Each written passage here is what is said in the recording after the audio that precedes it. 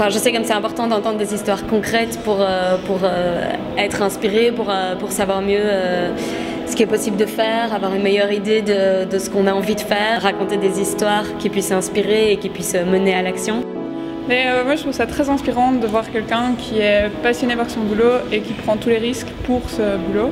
Il m'a beaucoup inspiré, mais il m'a surtout rassuré sur l'idée on peut oser. L'écouter parler, écouter son expérience et son témoignage me rassure aussi dans mon idée où je peux en fait le faire. Mon but dans la vie, c'est de créer un impact là où je vais et voir vraiment les choses qui changent et avoir un boulot gratifiant. Quand je suis venu ici pour entreprendre ici, pour vendre par exemple le café, ça m'a donné vraiment le courage, je peux dire un piston ou bien un coaching, et je ne vais pas me tarder à venir vous voir pour ne pas sombrer comme au Sénégal.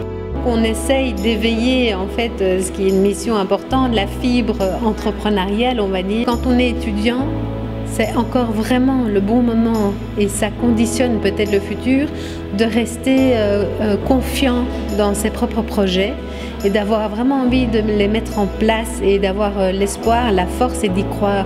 Mon conseil numéro 1, c'est d'oser.